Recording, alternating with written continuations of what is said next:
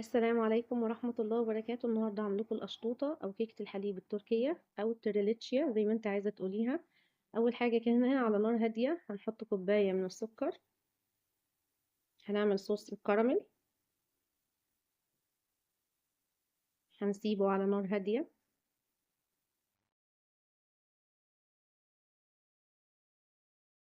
ابتدت الأطراف معانا تاخد لون، هنبتدي نقلب كده علشان ما يحرقش مننا.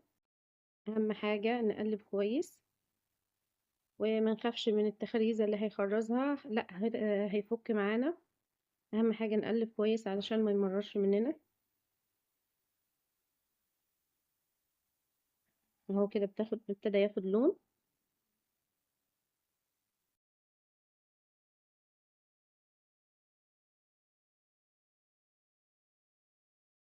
زي ما قلت لكم ما تخافوش من التخليزه خالص، هتفك كلها معانا ان شاء الله. اهم حاجه نقلب كويس على نار هاديه علشان ما يمررش معانا. اهم حاجه ما يتحرقش عشان نقدر نحافظ على اللون البني بتاعه.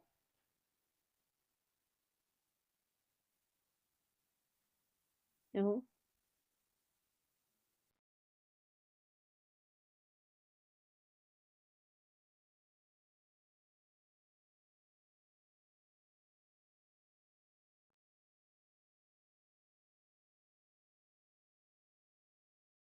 هنقلب كويس. اهو كده خلاص التخليزه ابتدت تفك خالص معانا وهي فكت. نحط معلقه من الزبده، ما عندكيش زبده حاولي تحطي حته من السمنه بس. خلي بالك لان السمنه لو حطيت عليها اللبن يعني هتعمل فقاعات كده، فخلي بالك ان انت تشيليها من على النار تسيبيه يهدى شويه. هنا بقى رشه من الملح علشان تعزز الطعم. الملح مع السكر بيبقى طعم جميل جدا، بس هنا يفضل طبعا الزبده. هنا كوباية من اللبن وعليها معلقة من النشا، هندوبهم في بعض كويس.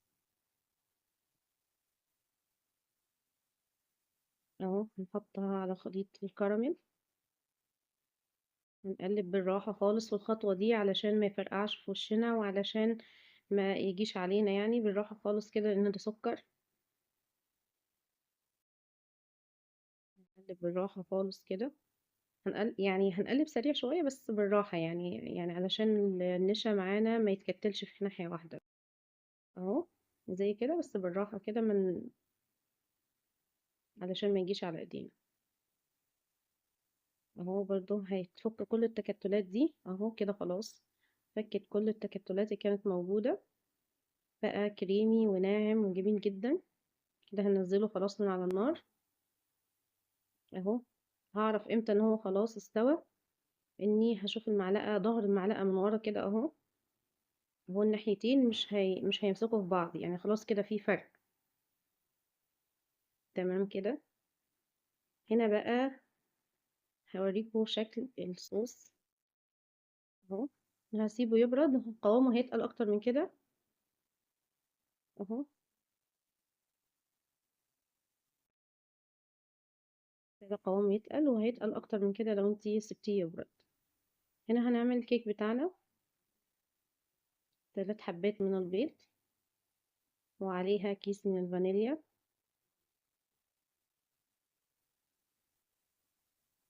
وكوباية من السكر، قشرة من الملح. هنا هضرب المكونات دي بس الأول، ومش هحط الخل هنا علشان يديني قوام كريمي. الخل هيبطل ان هو يبقى كريمي. اهو انت ممكن تعمليها عادي في الخلاط، بس انا هنا حبيت اعملها بمضرب الكهرباء، وممكن تعمليها يدوي بمضرب السلك عادي. هو ابتدى يفتح معانا.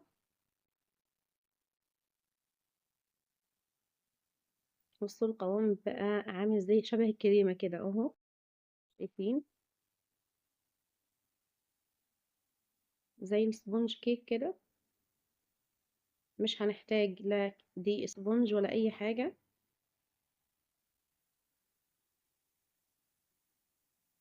بدقيق متعدد الاستعمالات هنعمل كيكة اسفنجية جميلة جدا. اهو خلاص كده. هحط نص كوباية من الزيت. هننزل بالزيت كده وهنضرب. نضرب ضربتين عادي بالزيت عادي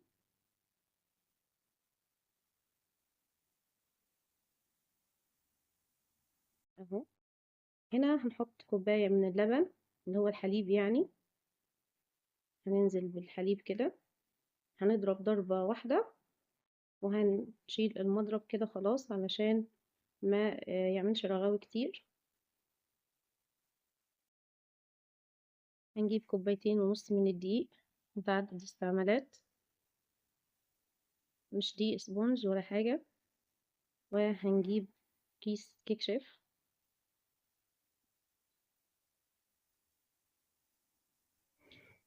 هنحطه هنا على الخليط، نقلب بالسباتيولا اهو، هناخده كده من فوق لتحت بالراحة خالص. على فكرة الكيكة دي انتي ممكن تعمليها عادي من غير يعني من غير صوص الكراميل او من غير كريم شانتيه او اي حاجة، لا يعني ممكن تستعمليها كيكة شاي عادي تاكليها الصبح عادي في الفطار. اهو هنا خلصنا اهو، هشوف لو في اي تكتلات من الدقيق ولا حاجة. الحمد لله مفيش اي حاجة اهو، تمام كده.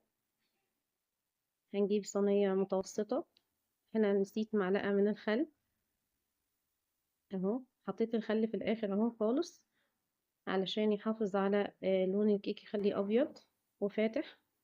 هنا هنجيب صينية متوسطة، هندهنها مادة دهنية، اي مادة دهنية عندك، هنبطنها بشوية من الدقيق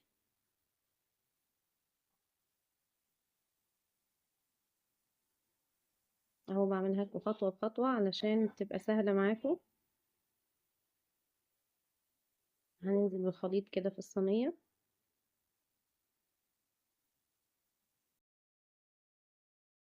ننزل الباقي كده بالسباتيولا،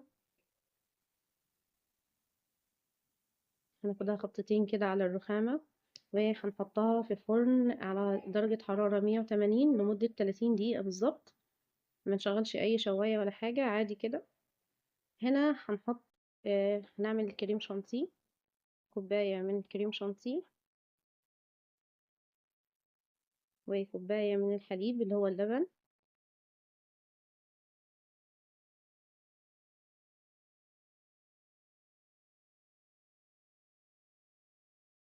هنا المفروض بقى ان انا هحط معلقتين كبار من السكر، بس انا كنت عاملة الصوص الابيض بتاعي الاقتصادي، فانا هحط معلقتين منه علشان يدي طعم حلو، كأنه طعم الحليب المكثف فانا بحب طعمه. فانتي هنا تستبدليها بمعلقتين كبار من السكر، سكر بودر اكيد،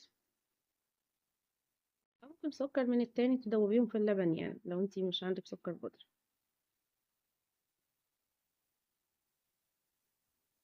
هنضرب هنا بالراحة، هناخد الأول المكونات كده من غير ضرب، الأول نقلبها بالراحة علشان ما تطرش مننا اهو. هنشغل السرعة العالية هنا، القوام هنا ابتدى يتقل، هنا كان خلاص تقل معانا اهو شايفين. بصوا كده انا هقلب البولة اهو، مش هتنزل ولا نقطة، كده معناها ان الخليط معايا تمام كده، الكريم شانتيه معايا يعني ما شاء الله. هنا كنت خرجتها من الفرن، هسيبها تبرد تماما. انا طبعا عيالي مستنوش ان هي تبرد، فهنا خلاص سبتها تبرد، وخرمها شوية كده بالشوكة او بسكينة عندك علشان اسقيها بالحليب اهو، كوباية من الحليب. انا مش هحط كوبايتين ولا كوبايتين ونص ولا اي حاجة، لا هي كوباية واحدة هتخليها طرية كده وغنية.